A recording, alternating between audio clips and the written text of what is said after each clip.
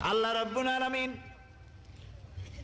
কোরআনে কারীমের ভিতরে নবীজির নাম একটি বারের জন্য নাম ধরে তাকে ডাকেন নাই, বরং তিনি বলেছেন তোমরা পরস্পর পরস্পরকে যেভাবে নাম ধরে ডাকাডাকি করো আমার নবীকে সেভাবে নাম ধরে ডাকবে না।